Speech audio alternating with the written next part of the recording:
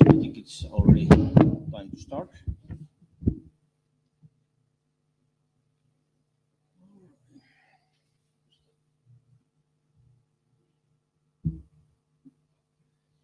So this is IPSECME working group meeting. I'm the host, chair, Tero Kivinen. David is not here this week. And I don't see him remotely attending, so, but anyway. So just a notepad, you've probably seen it already before. If not, just read it very quickly because I'm going forward now. And so the first things, we need some note takers. Any volunteers, or should I assign some people?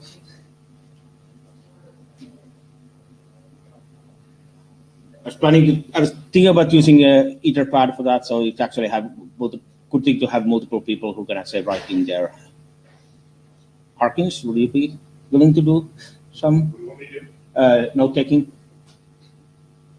Yeah. Okay. I would like to have a second one also. Okay, yeah, good. Just use the Etherpad. The link is there.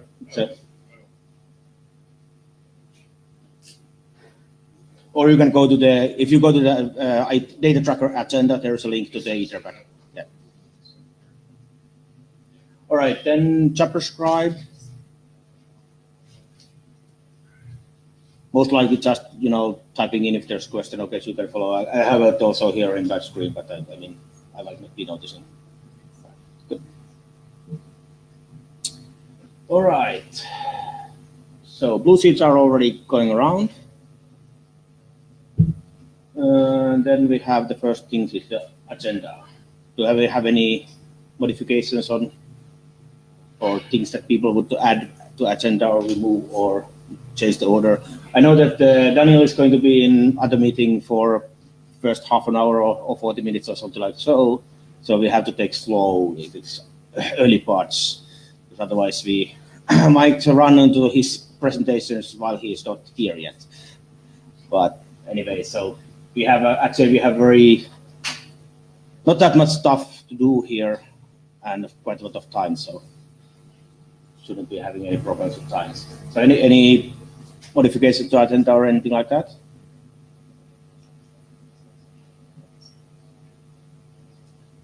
If not, I think we go forward then. So we have been lazy, and I mean chairs and also the working group. We haven't been done that much since the last IETF, and I think this is it's actually been bad. So we actually managed to get the EDDS out as an RFC, which is good. We have had some discussion with split DNS, and I think it's going to be going forward now, hopefully. We have done working group last call. Okay, do you have some? Paul Wouters. So on the split DNS, everything should be okay. It's back at the AD, and I think we're just waiting for an AD to. Yeah, I think it's on the added on the agenda very soon, so it should be out, getting ready to get split DNS. All right. And then we have done the working group last call for implicit IV. I did see a couple of reviews, but if there's any people wanting to do more. And do people think that that document is actually ready for going out? I see some people nodding, saying that it probably should be. So I will start getting this write-up done and so on and putting it out. And then we have the QR version 2, which is has been in this kind of stopped state for some time. There have been people commenting on it, but there hasn't been, any. I think we started a working group last call in May, and we never stopped it. But if you have any comment on, Valery Smyslov just want to correct. It is not ready for GLC. It is in VGLC since August. Yeah, it's 3 months. Yeah, that's actually. But I haven't actually seen that many comments on it. Paul Wouters, there's actually been a lot of interop happening. We've done interop tests about this, so this is more than ready to move on. All right, so you think that it should be ready, and we should put that one out or so? So I should probably start a write-up work on that also.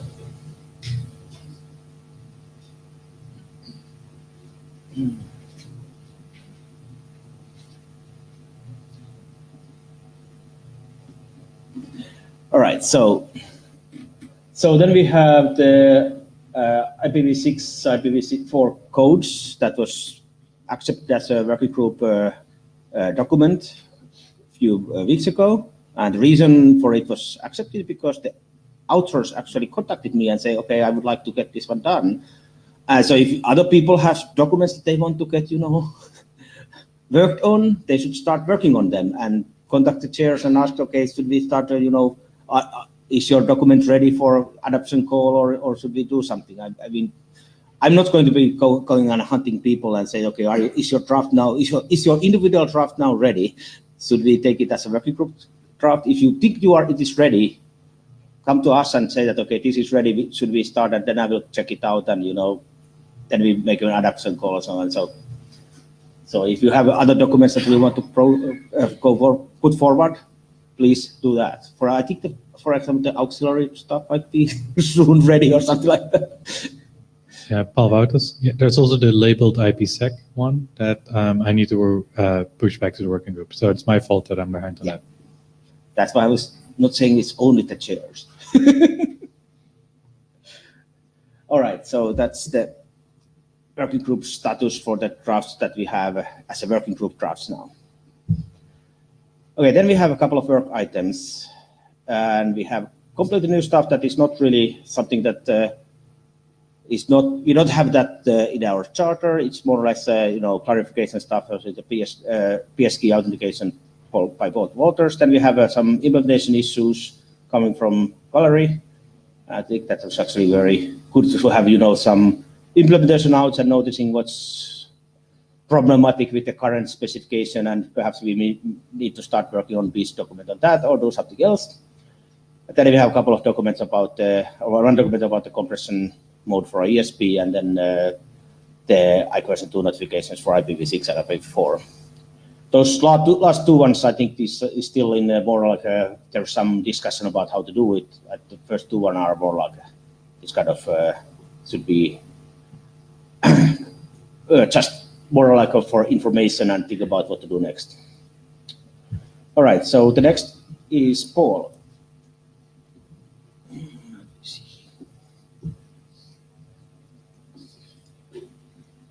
The red one. I see we no longer have pink boxes, but pink crosses. Crossover. Because the targeting was easier. So it actually goes by. Okay, now. Here. Okay. So we saw another CVE this year about weak pre-shared keys. So another attack, they optimized it slightly, and we thought that with only IQ1 aggressive mode, they could attack this offline, but now they came up with some new technology, so now they can do other modes of attacking pre-shared keys offline as well. They just have to gather a little bit more data, and then they can do another dictionary attack against IQ1. And this has happened a lot of times, but it keeps coming back to us. So we're trying to tell people to use strong pre-shared keys, but they don't. We tell it here in RFC 7296. We can say it is common but insecure practice, but we then tell them how to configure it anyway. We say it another time in the same RFC. Deriving a shared secret from a password, name, or other low entropy source is not secure. Please don't do this. Well, people do it anyway. And then in the new PPK draft, we of course also say, well, these PPKs should also be really secure. They should be at least 256 bits of entropy. And we know from experience, from like, I guess, 15, 20 years of experience, that people just don't do this. We have FIPS 198 section 3 tells us some minimum pre-shared key strength that we need to use. So this one's actually, for instance, implemented by LibreSwan only if you run in FIPS mode.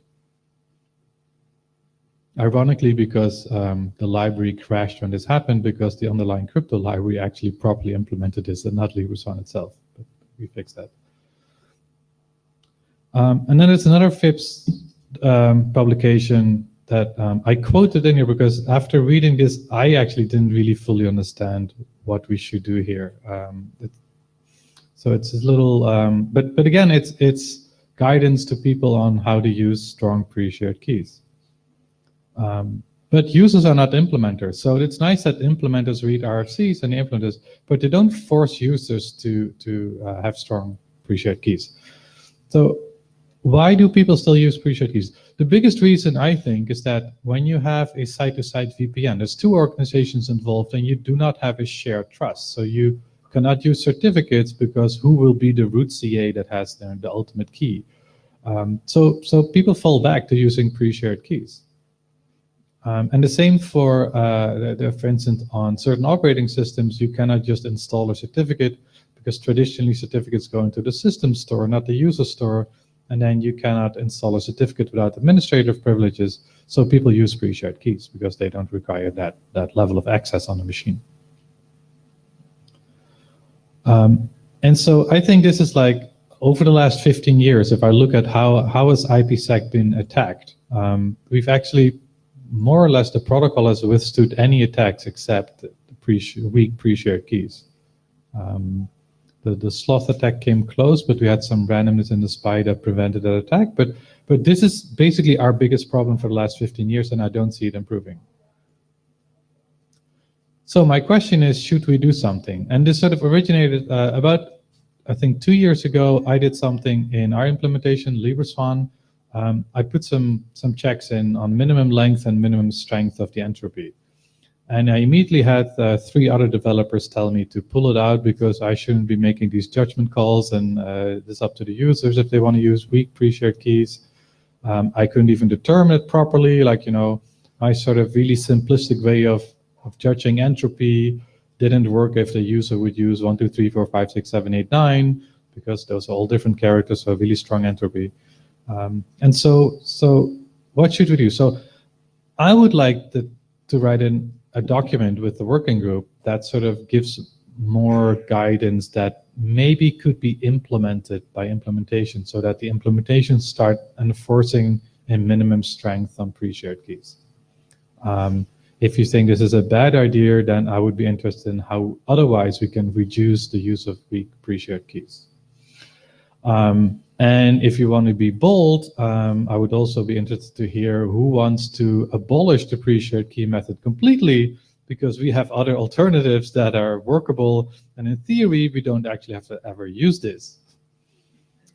So, comments, feedback. Dan Harkins. I like the title of this, you know, PSKs will always be weak. Yes, they will, because human beings are using them and we don't handle large, complex things like that very well. I'm not sure about an RC to tell people how strong a PSK should be if nobody's been paying attention to our current recommendations. But what I think we should do is... So the current recommendations are for the user, and the user doesn't read RFCs. Okay, that's a good point. I think the problem is that the protocol is weak, and we're demanding that the users use a strong PSK to address the fact that our protocol is weak. So what we should do is make the protocol strong, and then we don't have to worry about whether the users use weak PSKs or not. So that's bullet number 3 then. The answer to that is use opaque. Now, of course, we went through this a long time ago, and unfortunately the previous chairs of this group completely mishandled the whole thing. It turned into a fiasco, and instead of having a single standards track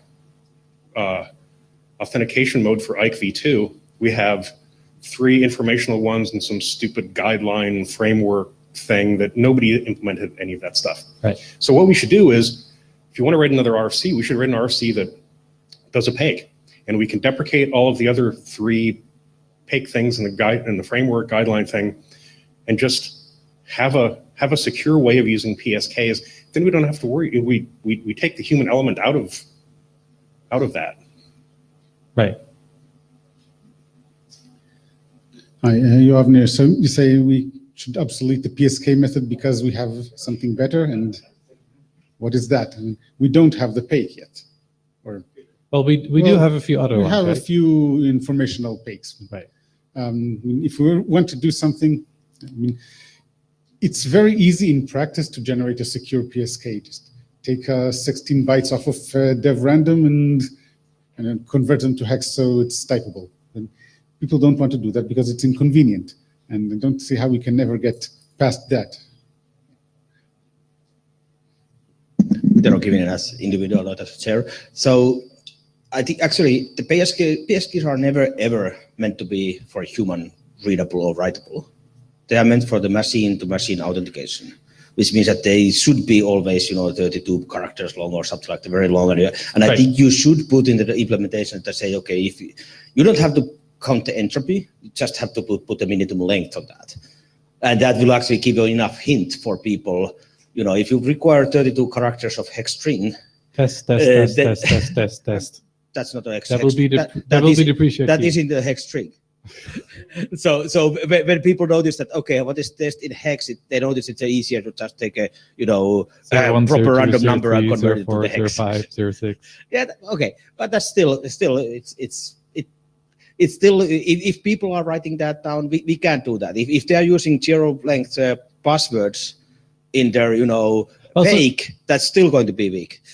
So that's my serious question. But we've the question been is- punting this to the user all this time and say you should not do stupid things. But Yeah. should we, as a protocol, take on a little bit more responsibility and say, okay, now we don't let you do stupid things anymore?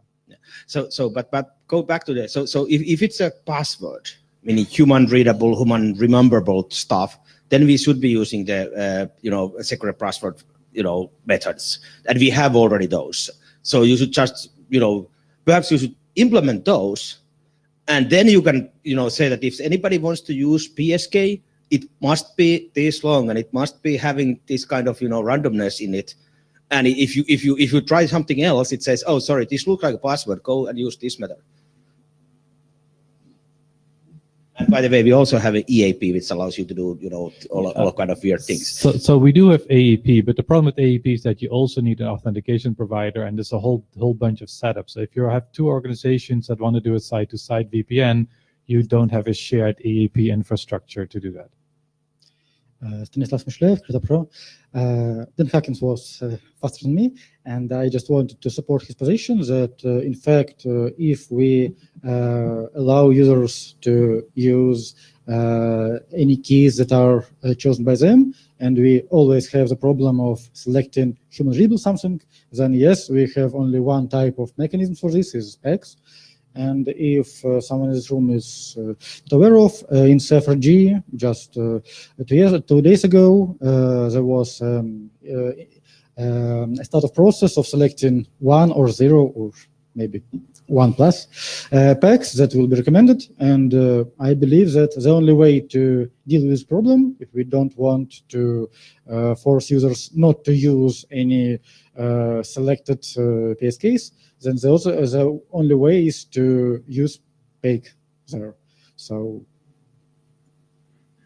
just to correct, so you're saying the existing PEG RFCs that we have that aren't really well implemented, we should forget about those and wait for CFRG to decide on a PEG and then implement that? no, I'm not saying that. I'm saying that if now we have some problems of too many PEGs that can be used with IKE now or later, then maybe the way is to wait for CFRG to choose one, or use any PEGs that we have. But my opinion, yes, is that for the third question, is that if we don't restrict users not to use user-selected PSKs, then we only must use PEGs of any secure PEGs as we have. Just want to echo what the previous said, Hujin from Nokia.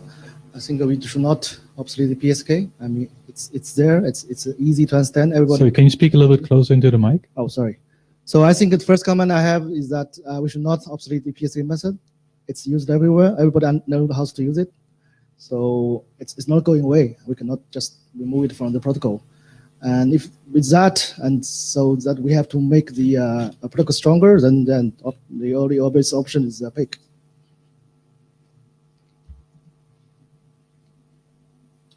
Valery Smyslov, LS Plus. So first, I think that third option is not an option because actually the PSK method is quite secure. It's if you use a proper PSK. So from cryptographic point of view, it's absolutely sound. So there's no reason to drop it from IQ2, and you can't make users doing stupid things, even if your implementation will require some, I don't know, checks of PSK. The poor user just will write it down, put this paper in the pocket because it can't remember it. It's difficult to manage such long key. So from protocol point of view, it's very difficult to make users not to do stupid things. It will always happen. And what about, well, and as some previous commenters said, the PEG is a good option for those people who, for those, if you think that users will still try to use short passwords, short PSKs like passwords, and PEG is a good option, but unfortunately we don't have a standard way to do it in IQ2 now. We have a framework written, I think, by Tero, and actually I've implemented it once for experimental purposes. Well, not would I say that it's extremely complex, but it adds some complexity to IX-state machine, and unfortunately. Did you find someone to interop with? No, I've just implemented a framework, not a concrete PEG method, because there are three informational PEG methods. I just make a framework to use it with any PEG, but not real PEG is implemented, just to modify state machine. And state machine became more complex than it is now, and it's quite complex even now. So, but probably it's a way to go forward and to try to make it more standard and probably more easy. But please don't drop PSK mode, because I think it's useful and it's cryptographically sound if you use a proper key. Right. So. But by the way, I don't think writing down the PSKs is so much problematic, because I'm sure all the administrators have that in their email box anyway. Hi, Sean Turner. Not an implementer, so take this for what it's worth. I agree with Dan. We screwed the PEG thing up the first time around. I don't know if it's going to get any better if we do it again. I think you're right. Everyone's right. We can't really get rid of PSKs. We have this. Should we write an RC on PSK lengths and stuff? We have comparable drafts for that, for symmetric keys and how big the keys should be. So it seems like it's plausible that we could actually get away with writing such a draft and coming up with a lightweight algorithm that we could do the strength of entropy, and I'd be willing to help. So. Okay. Actually, so I want to comment something. There were several people saying that, okay, one of the problems is that the current framework for different secret password authentication methods, none of them were standard, and the reason was that, but we couldn't agree on one. And when we said that, okay, if we pick one, are the other two willing to not to publish them? And they said no, they are going to be coming out as an individual RFCs anyway. So which was would have been ending up in the same kind of situation anyway. The question is now that I think we could of course ask for CFRG, can you pick me one PEG? And if you can give me as a one PEG that we can actually use for, they would actually make an internet-wide PEG, then we can actually secure password out. Then we can actually start move that as a standard, because actually we already have three, and moving one of those as a standard track or full standard or standard would be possible, and that would help the interoperability. But the question is that I don't think we are going to get any results here. Do people think now that we could actually agree on one PEG? Okay, so people seem to be shaking their heads and saying no. So we could actually ask from the CFRG, but I don't think if CFRG are going to get one. I think their situation is same there. That's my guess. So Excuse me, Stanislas Mishlev. I am afraid that I think that even if we can choose one peg, then at least there can be selected at most two with really different properties. So, for example, one balanced peg, one augmented peg, so with strict recommendations where to use which. So I believe that clear recommendations can be made and can be used. I believe that FRG will do this. actually, I think Valerie is in the location or in the best position actually to pick one, because if he has an implementation for the for the framework and he implements one and it says that, okay, I have implemented this. If you want to interrupt, try this address with this.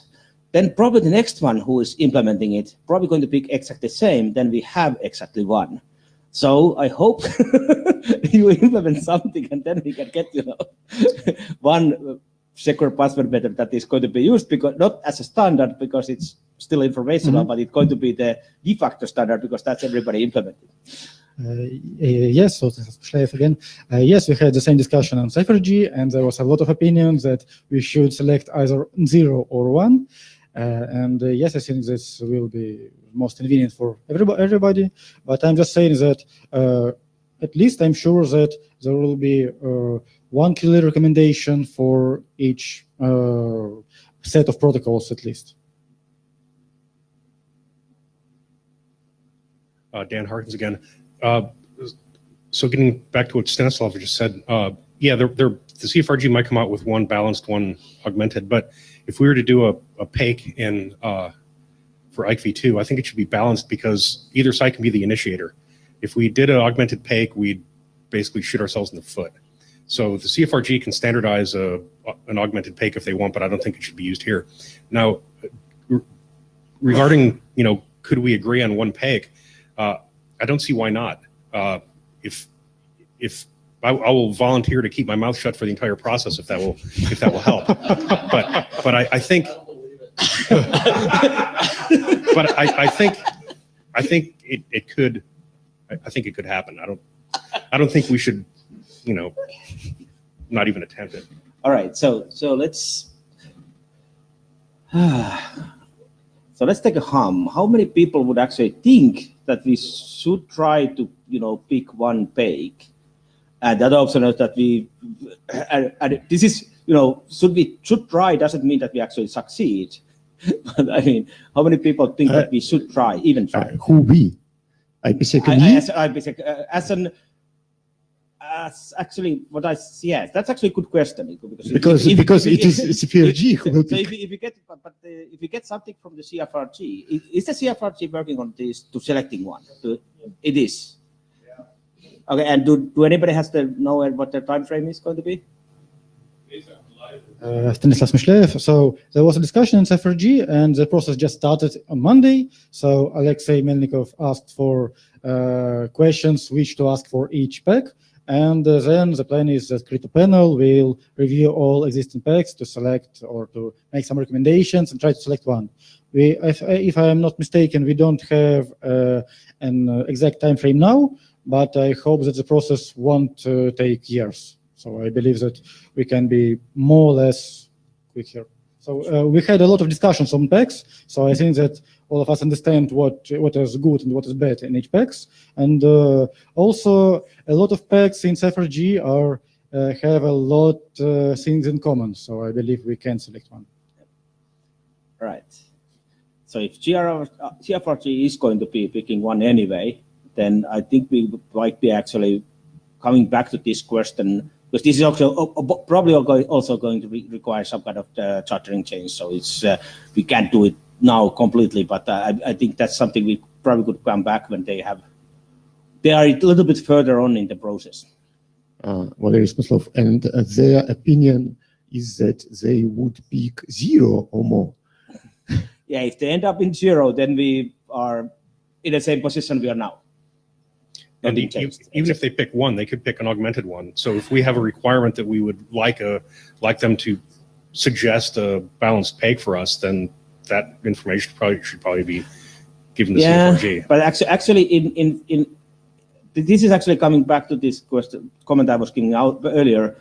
that if you are actually having balanced connections, meaning either one can be initiator, which means that it's going to be this kind of VPN site to site, there is no excuse of not using strong, wrong password key. The cases where we actually use the weak PS keys mostly is where you have somebody typing in the password, or somebody actually has to remember it, or you have, this kind of, one-sided. You have a server and you have a laptops and so on. So yes, it would be better to get the balanced one because then you can use it everywhere. I think we could live with the augmented one if it's a one. Okay, I will politely disagree with you on that. I think the only people that really use strong PSKs are the kind of people that drive around in armored cars and have people with guns that deliver CDs to people. That's those are the people that are worried about quantum computers, basically.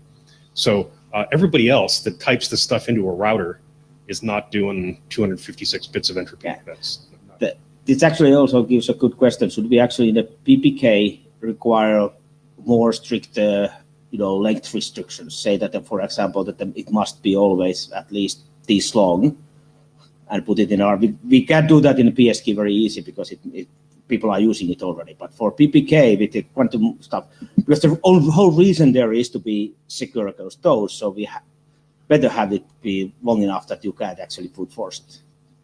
Here on Chef, so I'd like to plus one then that we need a PAKE, we need a balanced PAKE, even for the people who in theory should have done better and should have been using good PSKs, but they in reality don't.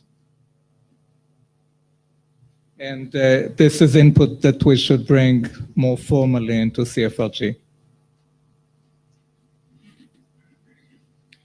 Hi, channeling Scott Fleur. About balanced PAKEs, we don't actually need it as the PSKs are different in the two directions. Hence, the initiator proves its PSK to the responder, and the responder proves its PSK to the initiator. Paul Wouters. So Scott is right in theory and according to the protocol, but I have never ever in my life experienced people that have PSKs that are different in both directions. I got to agree on that. I think our test system did allow that. All right, so no more comments on this. So I think we should have put down in the, for the chairs to I think my take on this was that we should ask for CFRG to pick preferred balanced PAKE so we can actually use it here, and we can probably make some kind of, request to them from the chairs about that. So if you can put that down in the minutes as an action point for chairs, so we try to make some kind of email that will first send to the list and then ask if this is okay, and then you can bash it and then we can fix it and do it, loop it around a couple of times before we can send it out. All right, so I think that's all for that. Let's move to the next one then.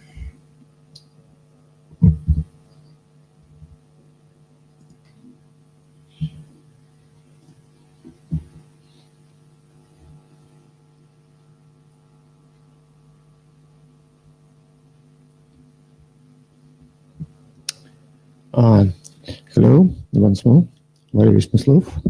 So I will talk to you about some experience of implementing IETF over TCP.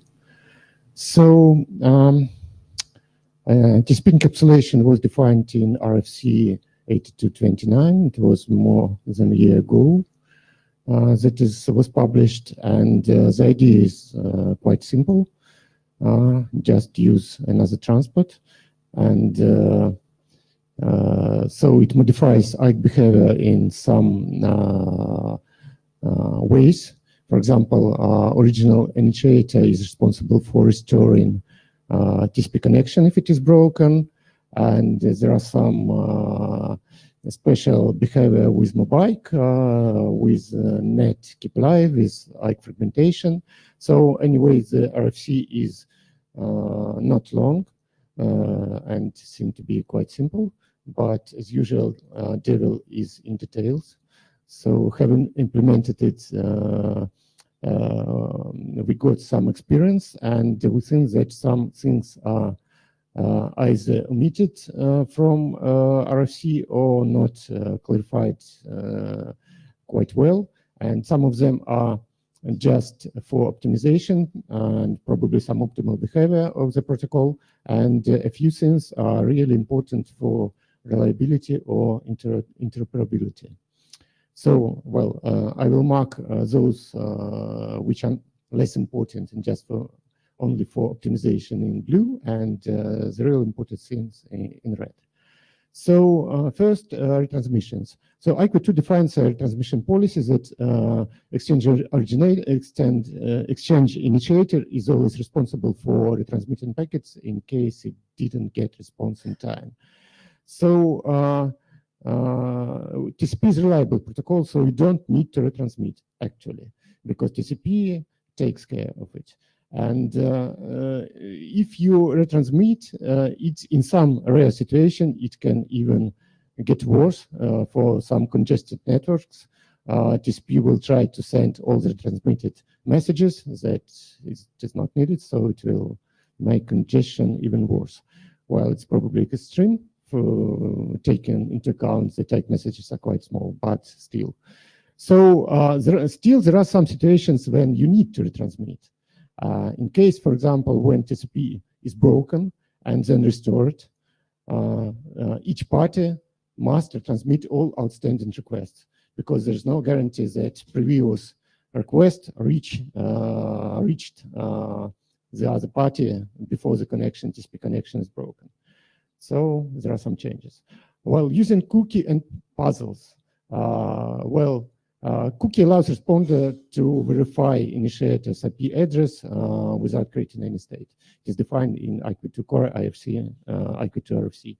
And with TCP, cookie is less useful because TCP handshake already verifies that initiator IP address is real. Well, there are some attacks on sequence number. Won't talk about it. I'm talking in general. In general, TCP verifies that you are talking with a real IP.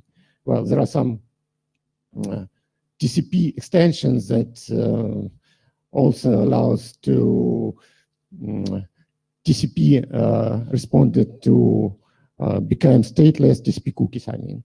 But anyway, for IKE, a cookie is not really useful with TCP. And moreover, TCP creates a state before the SYN-ACK handshake is TCP responder creates state before SYN-ACK handshake is finished. So cookie is meaningless in this time because it is intended for IKE responder to be stateless, and it is stateful on TCP stack. And still using puzzles still makes sense because it allows responder to offload some to make initiator do some work to prove that it is really want to connect. Well, and there is some corrections. There must be some correction generating, not correction, but some clarification generated cookie. It is still a local matter, but with TCP, responder must not include port number, initiator port number in the cookie, because it will be different with every TCP connection. So, well then, error handling is AKC init. Again, AQ2 core draft says that AKC init, all responses are not authenticated, are not yet. So initiator need to wait some time, even if it receives error notification, for example, no proposal chosen, it will need to wait some time before some more packets arrive, because this notification can be fought probably. With UDP, it's all true, with TCP not.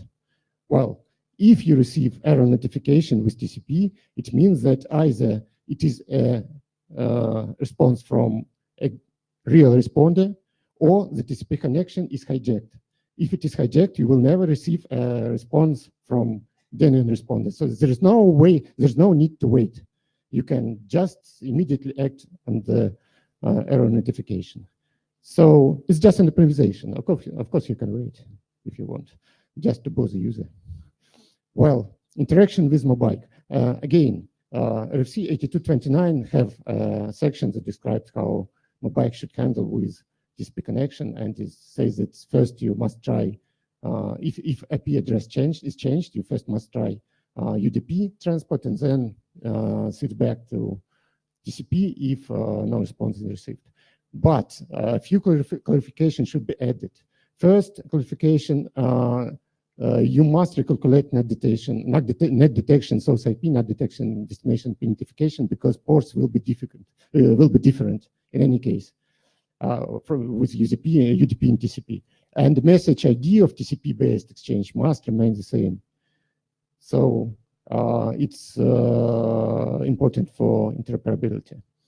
So, and probably one of the most difficult problems with TCP-based IQ2 is interaction with HA clusters.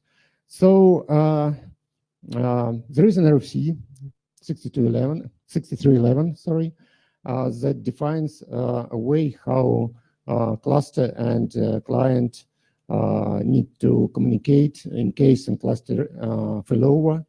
So if failover takes place, the new active node immediately sends an informational exchange which contains a new message ID and optional new sequence number, ESP sequence number, so that in case any messages are lost during failover, the SA can be used after failover. So the problem is that in TCP, after failover, you will probably not have a TCP connection. It is broken because, well, it is possible it is up that then you need to synchronize TCP state, constantly synchronize TCP state between backup node and active node. It is not always practical.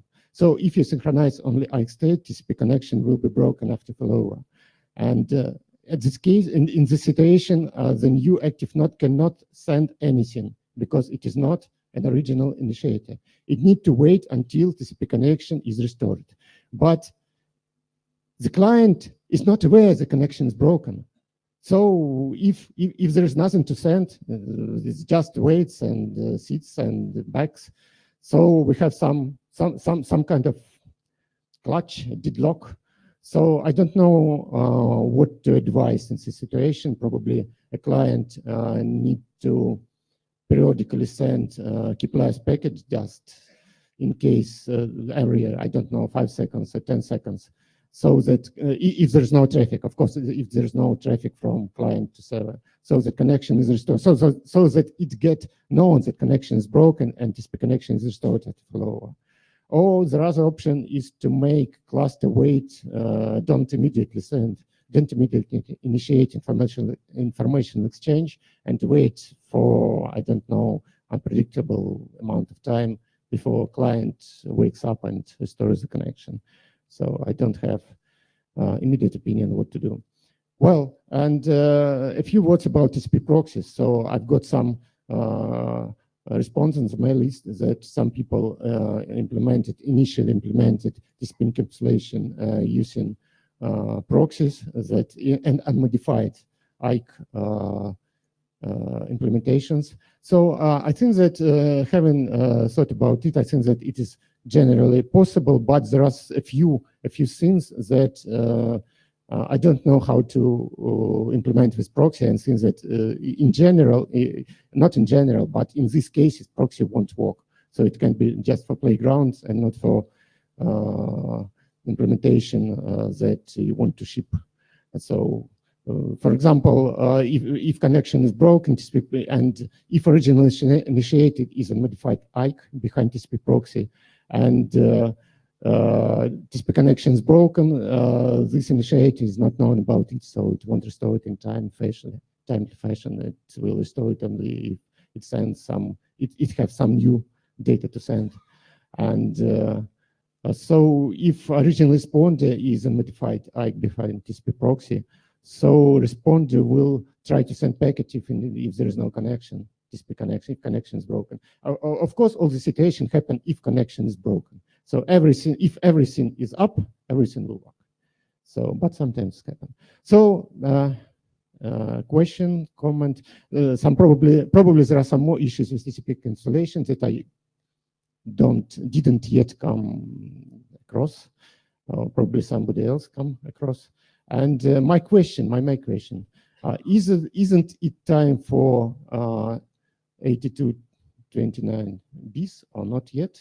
Or is it ever needed?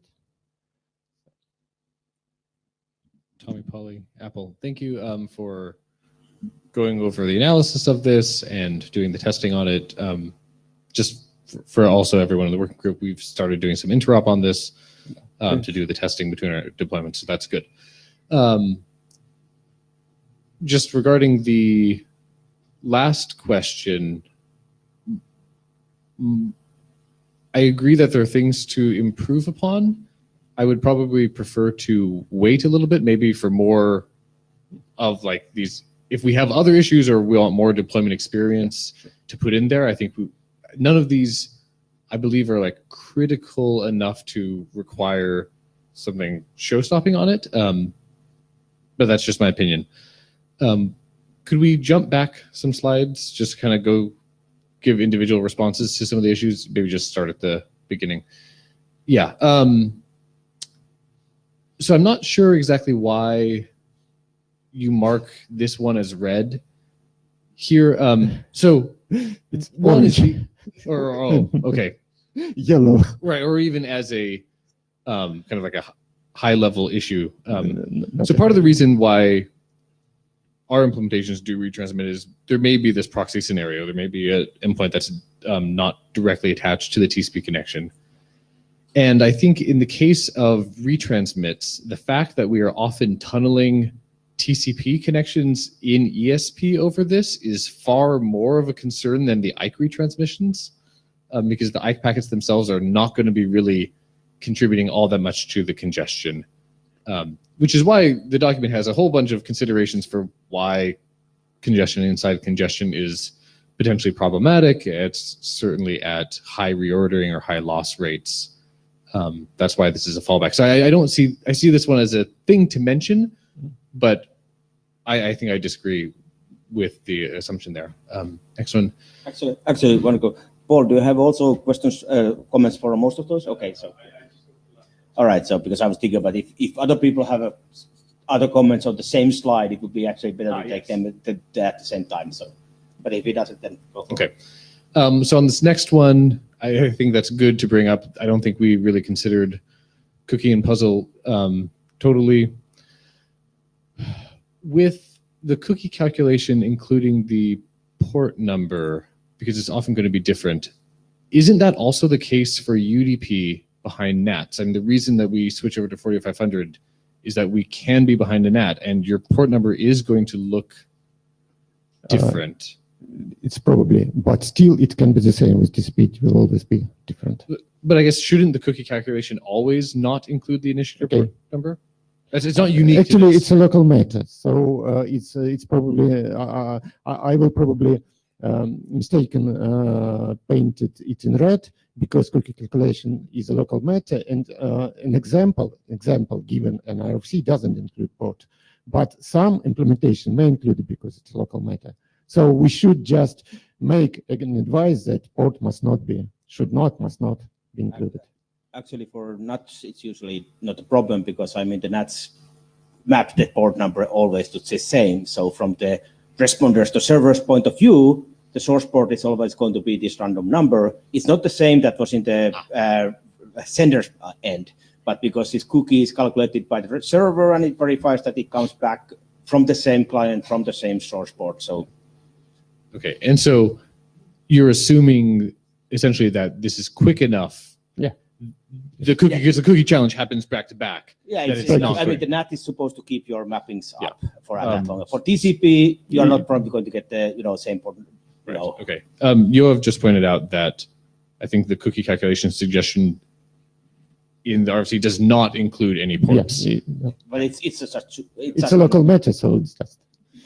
I just want to say that we do have experience where there's the NATs actually causing problems by very quickly rewriting the port, and it seems that some telcos in the Middle East sometimes do this on purpose as well. So yeah, This did never ever include the port number. Okay. So, Yeah. next. So thank you. Next. Yeah, this is just optimization. Yeah, that's fine. So again, here with the interaction with MOBIKE, I think certainly it was my assumption that you would be recalculating the NAT detection upon doing this. It's kind of like whenever you do a MOBIKE packet, it should be identical what you do over TCP and UDP. Do you not agree? I'm not sure because ports were difficult.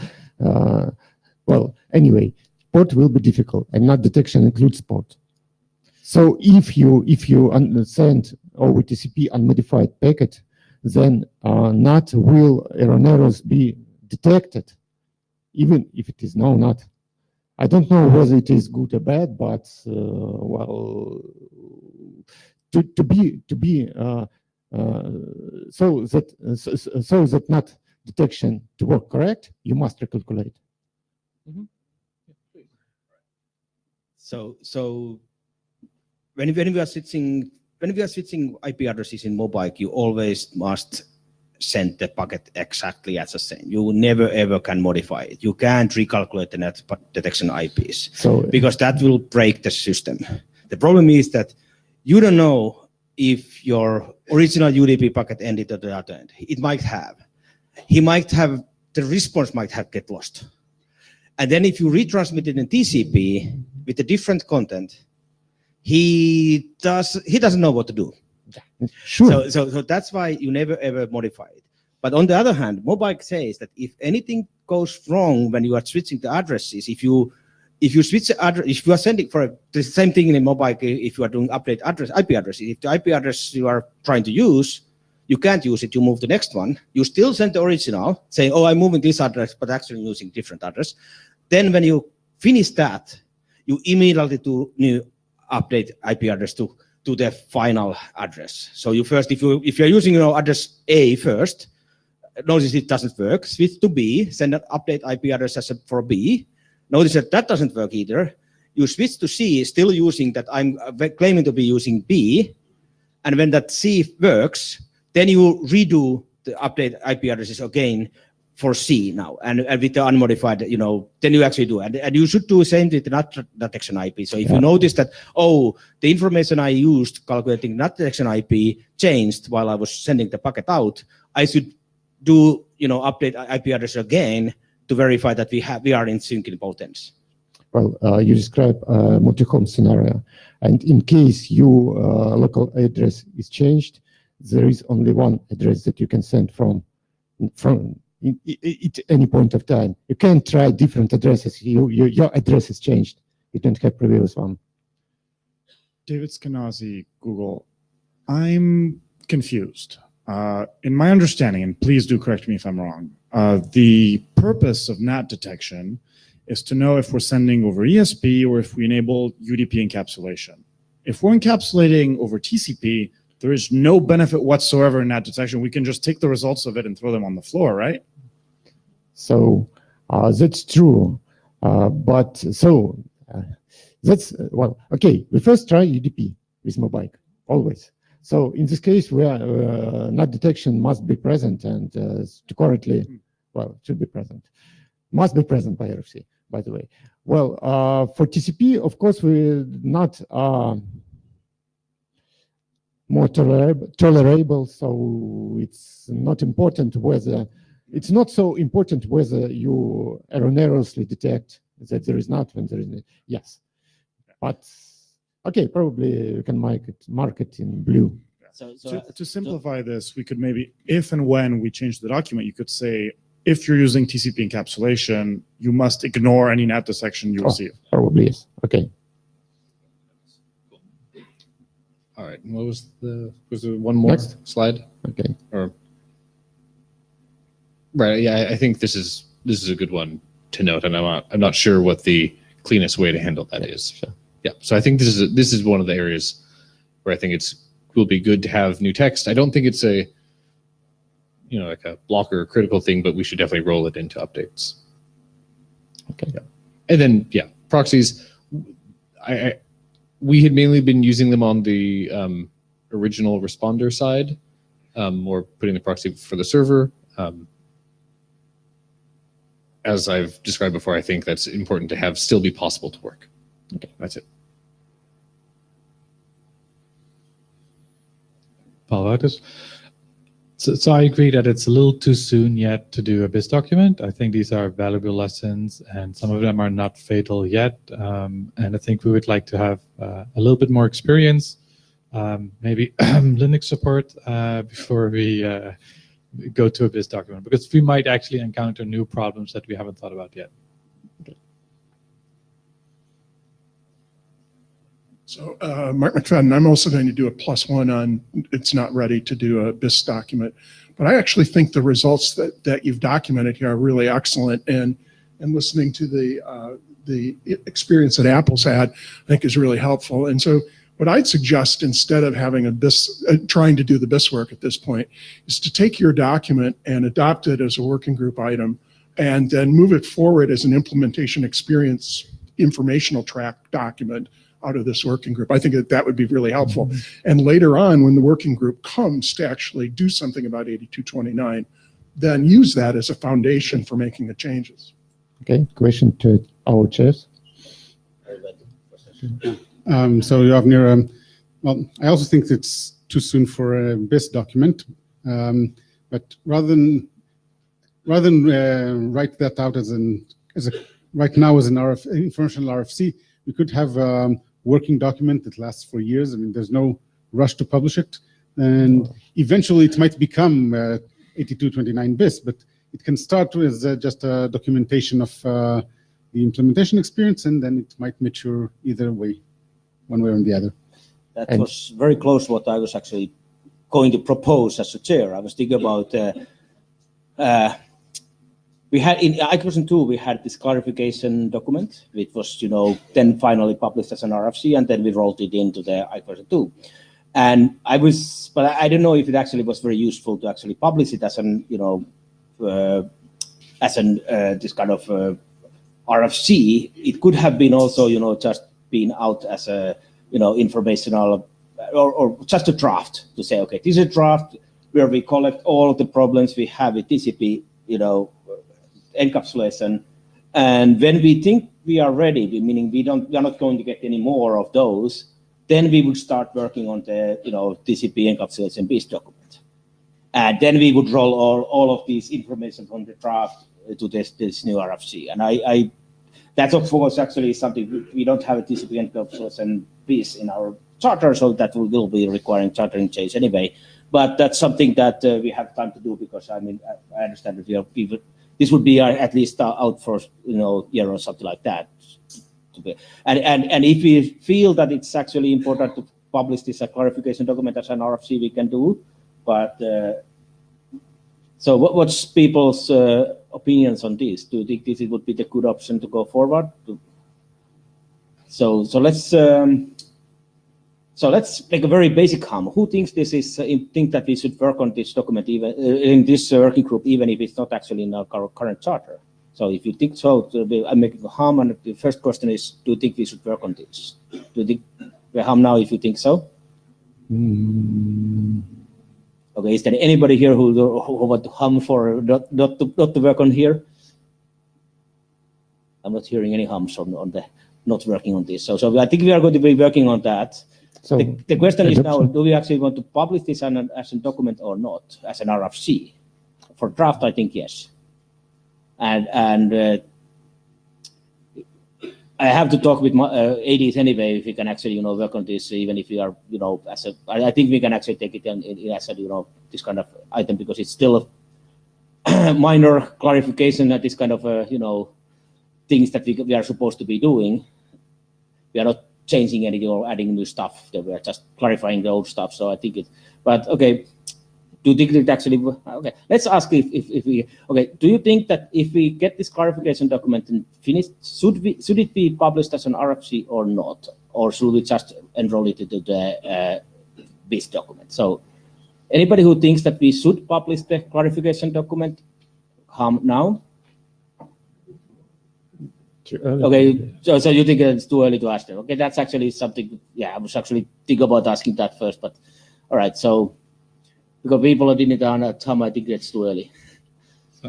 Pavel, but I think it would be useful to already reformat this document into what would be the BIS document as a skeleton and put all of this already in there and just leave it in a data tracker until we're ready for it. Actually, I'm not sure about that because I mean, it's sometimes it's actually much more easier for the good thing about the clarification document was that in I-2 was that it was only concentrating on those items that were important for, it was actually, unclear in the previous document. It didn't have 100 pages of, extra stuff that was, would have been hiding the basic, core of the issues. So I think that we should start on working on, and it's actually much easier to work on if you can just add an issues there, issue, and not think about what would be actually the, actual solution, how to write the draft, in a way that it actually solves this issue. Because in some cases, we are going to just have an issue and we don't have a solution yet. All right. Okay. So we are going to be working on that. I will talk about our, ADs and verify that it's okay and so on. But and I will actually also verify if you can make this a working group document, even if it's not going to be published as an RFC yet, or we don't know if it's going to be published. All right, so just a moment, a small announcement, advertisement, information. Despite all this difficulty, we've had a successful interop with Apple, with Tommy, just yesterday. So, just for information. So I'll clarify. Red Hat is helping the Linux kernel people in adding this.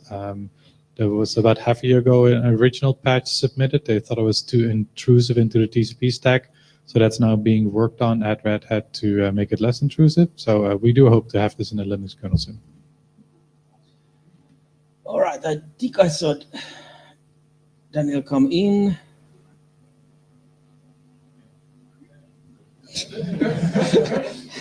The name wasn't enough. All right. And you only have 42 pages of slides. No, so I'm going to go short for this one. I'm going to compress the presentation. So what we have designed is ESP header compression. And what we actually do is we provide a framework to compress ESP packets.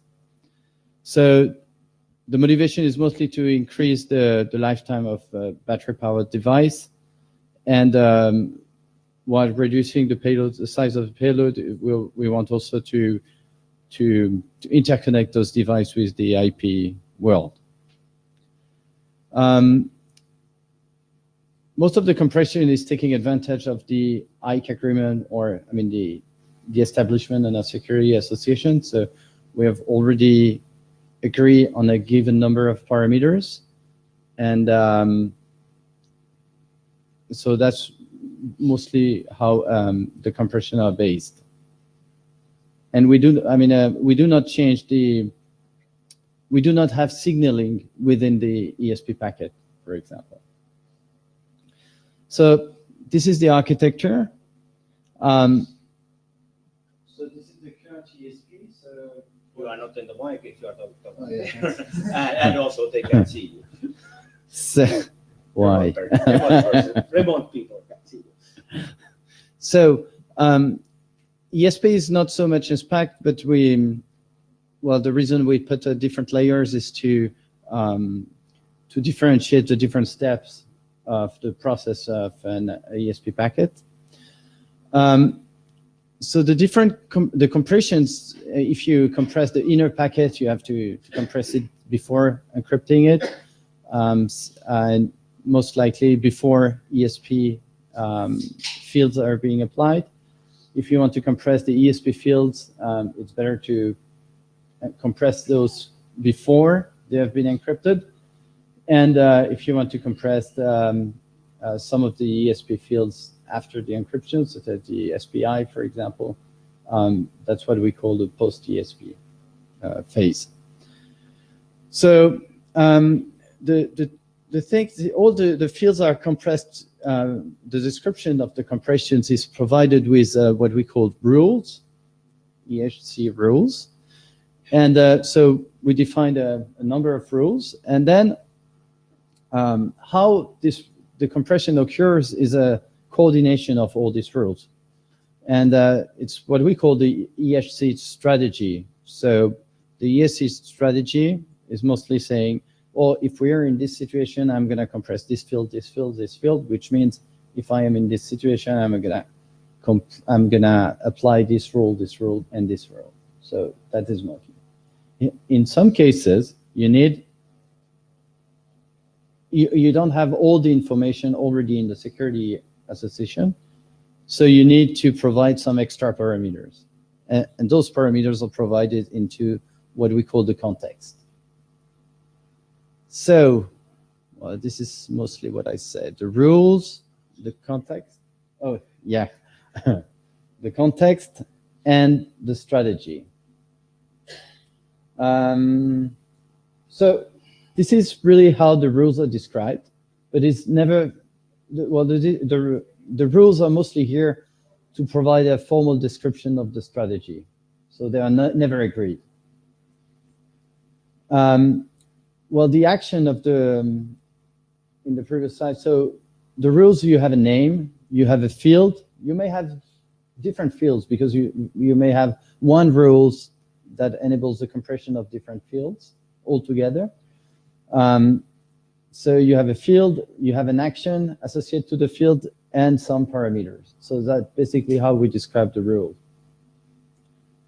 The actions should be, well, you send the value completely, or you just remove that value, or you apply, well, you take this value, for example, you just send the least significant bit of that value, and usually the decompression occurs, you take the value, you derive the complete value from the SA or from, yeah. So checksum, you don't put it. So there are a limited number of actions, and it's pretty obvious.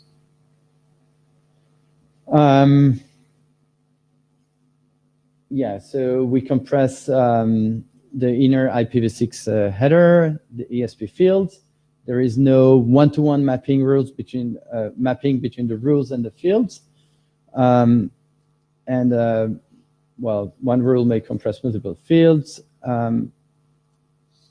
And one field may be compressed differently with different rules. So the context provides all the values, all the information you need. So it might be in some time a value, or sometime in information where you're going to find the value. So the strategy is the coordination of the rules, and so the strategy we define is DIE-TSP.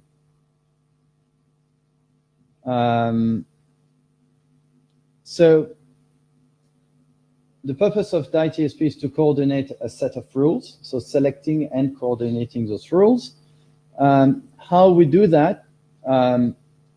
Well, we have to balance the compression efficiency with the ease to configure it and to apply it to some real use cases. So in some time, for example, we privileged IPv6 over IPv4. So sometimes we had to make some choices, but in most cases, we try to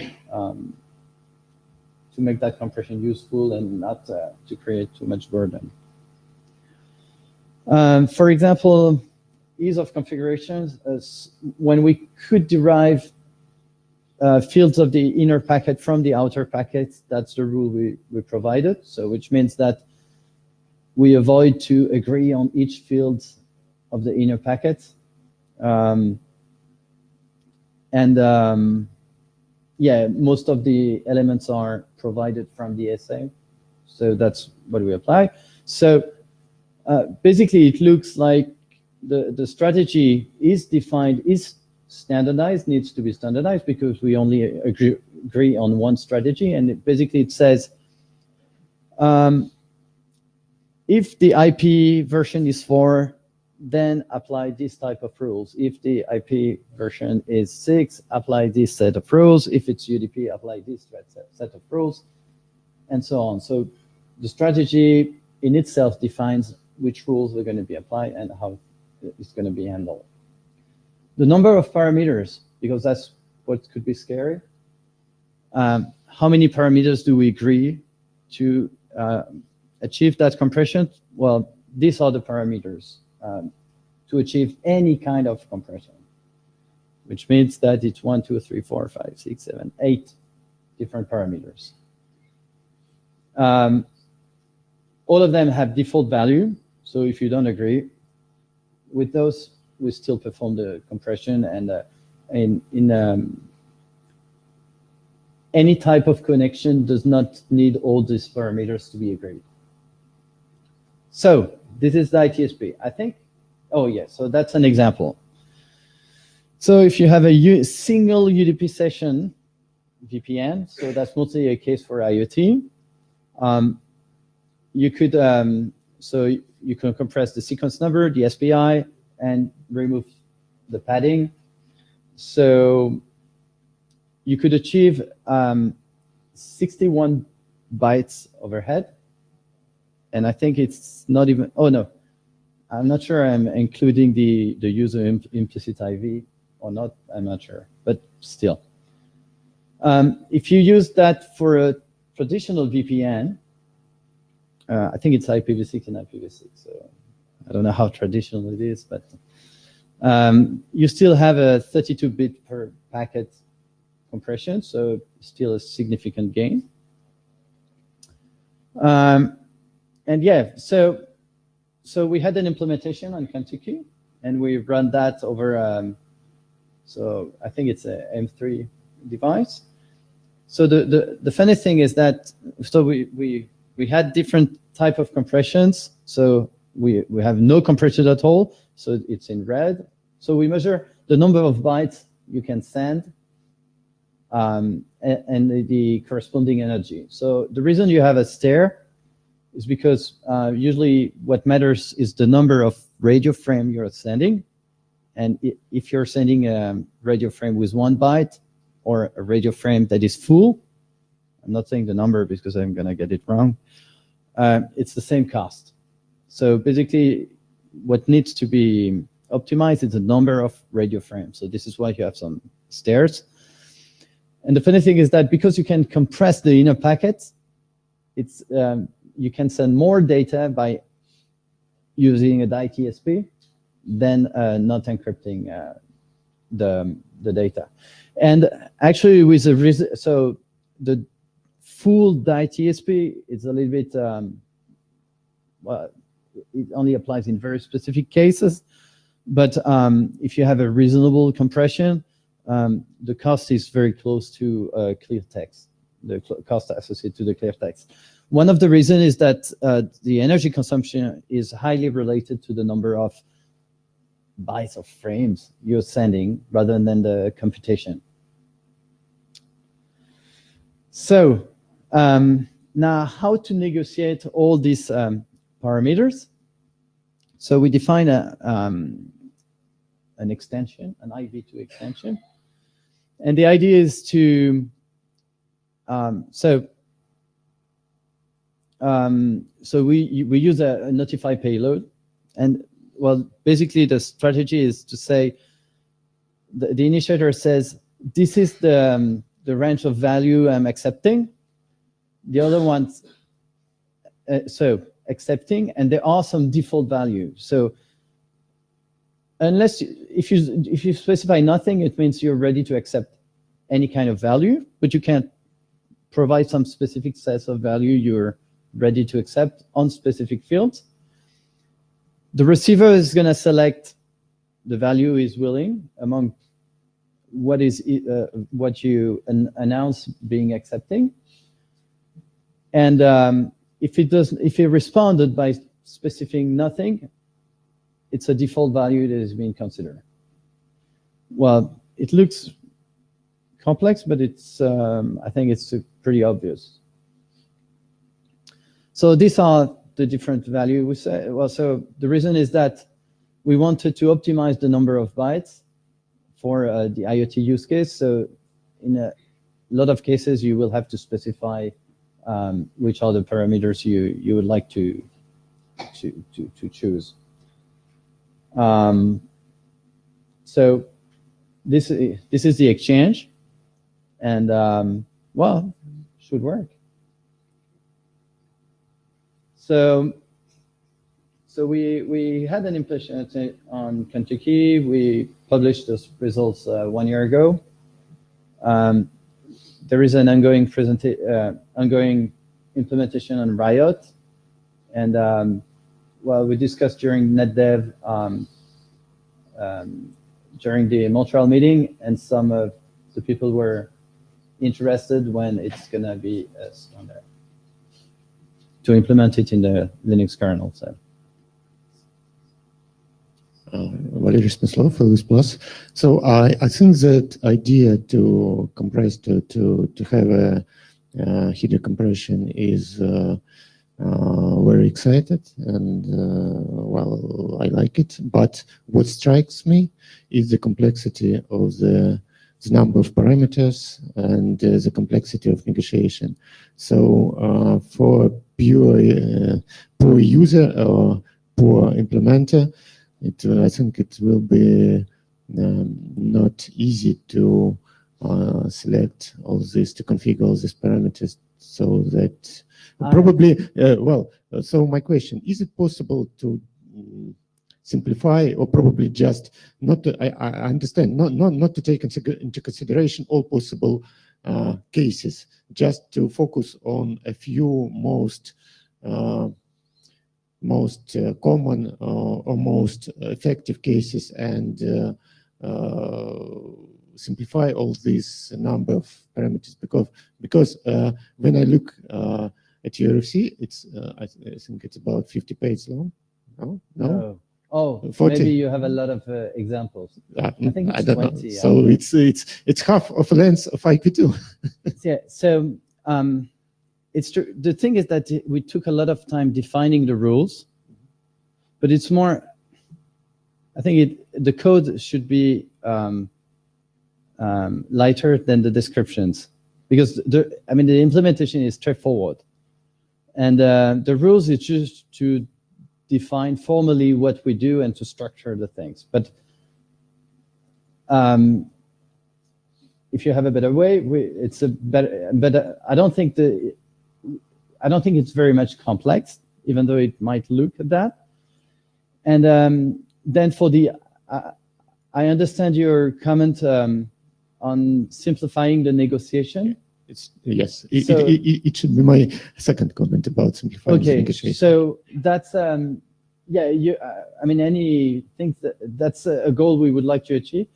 I think we were close to achieve that one, because the intent was to say, basically, say what you want, and anything that you don't need is going to take a default value. And the reason for that is that some of the parameters would never matter. So we don't want them. We don't want that the end user configures something that is not going to be useful. So that's one of the reasons. So we just mentioned configure what you need, and the remaining is going to be taking a default value or never going to be used. But yeah, so that's good. You're more focused on the IETF extension. Sure. Okay. Yeah. We would appreciate feedback. Paul Wouters.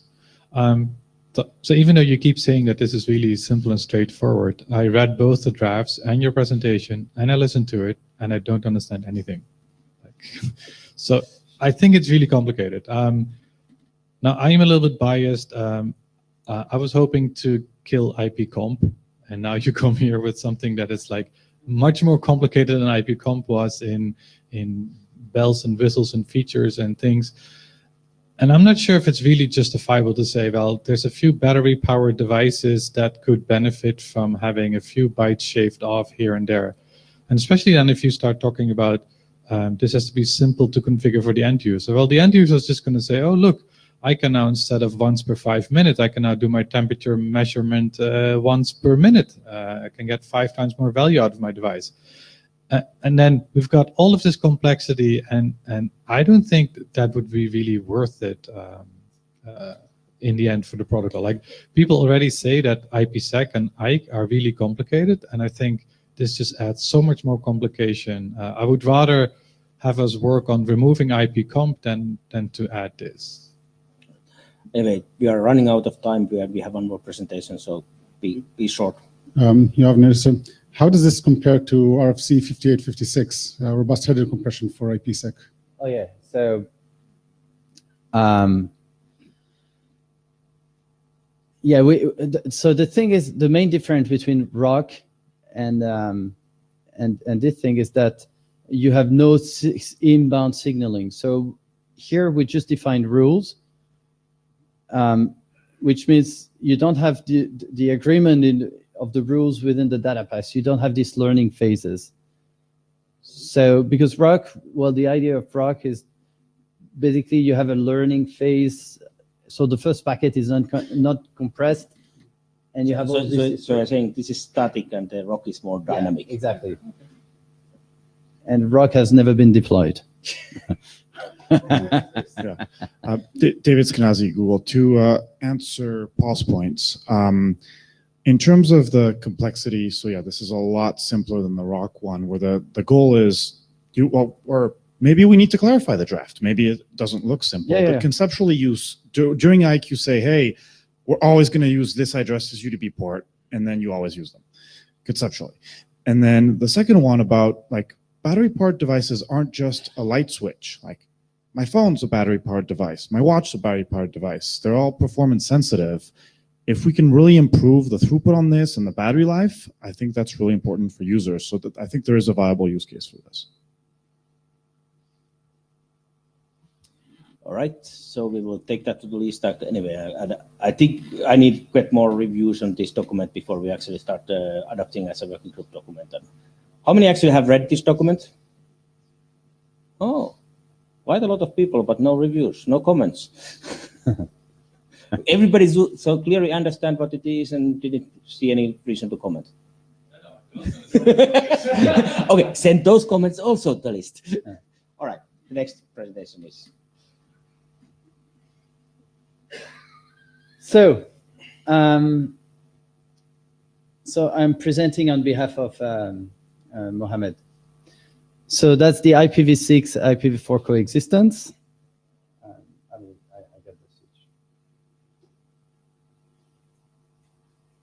So, so the idea is to provide an indication of whether you can configure your interface with an IPv4 or an IPv6 or both, or only one, but you have to choose, etc. So the address family failure reasons could be that an initiator asked for one IPv6, which is not supported, in which case the message should be unsupported address family. You have a case of an initiator that requests both IPs, but only one is supported. So you specify that IPv4 only is supported or IPv6 only is supported.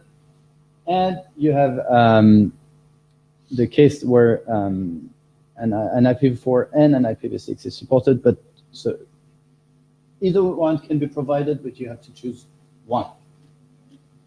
I think the use case is really 3GPP.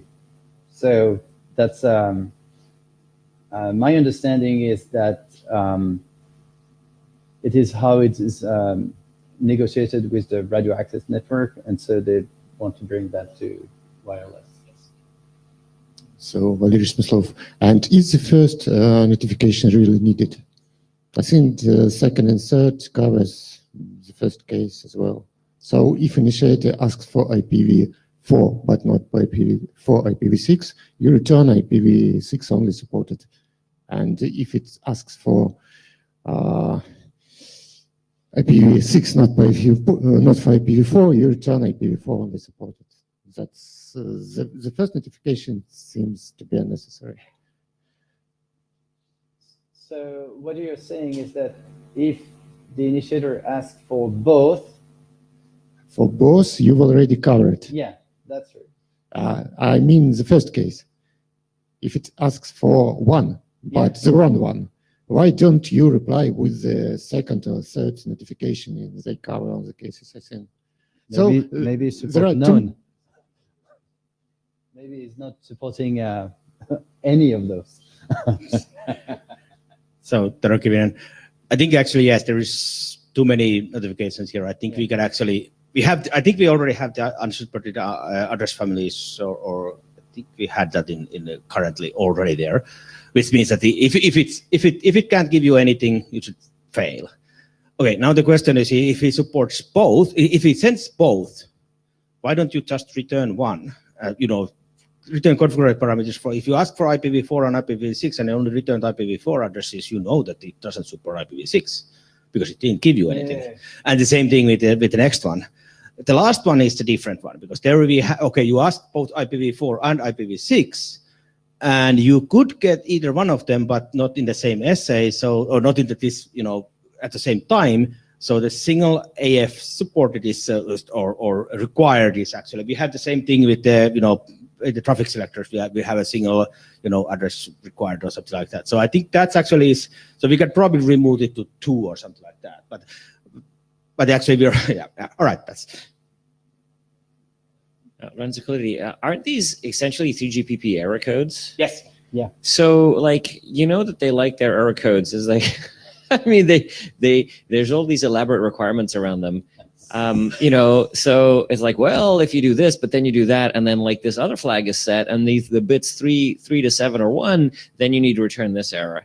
So is there a reason, other than this doesn't make a lot of sense at all? Is it actually harmful to do this? Because a lot of that stuff doesn't make sense, right? Because I think this is actually the processing rules for them.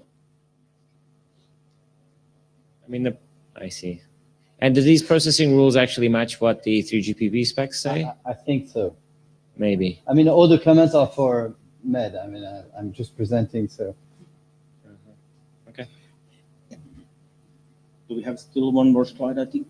Yeah. So that's, he wants to update the IV2 RFC. And whether we choose error or status type, I think the choice is to go to the status type.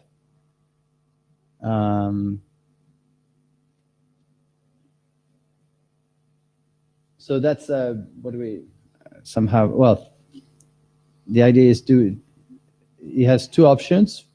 So either he has what the code is defined by one options, or it has a different option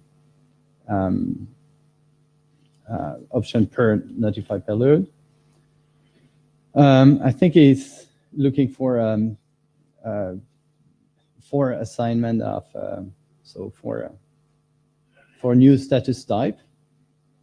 So I think there are some objections. That's my understanding.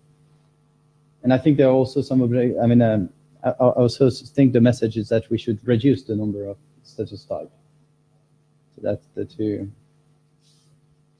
And well, one question I had is, should we go to status type, or I say we, but the question I had is, shouldn't we decide an extension and negotiate this extension, the support of that extension?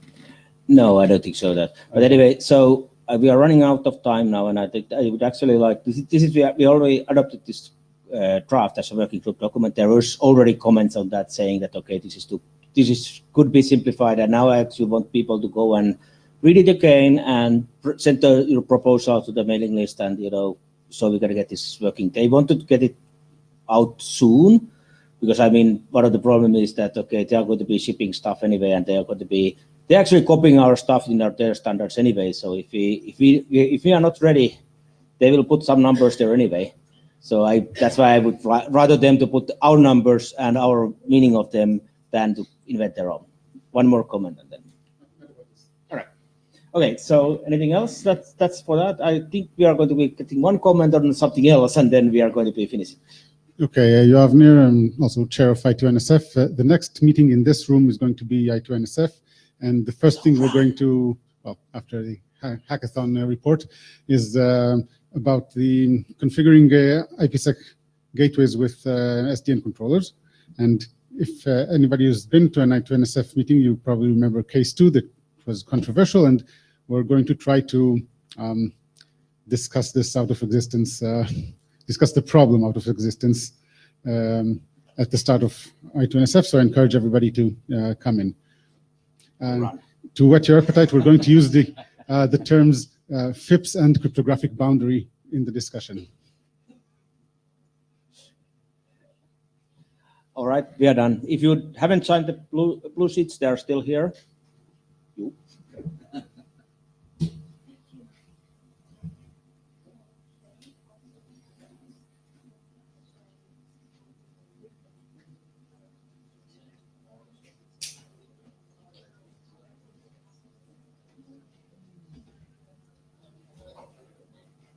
So do you think when do you think we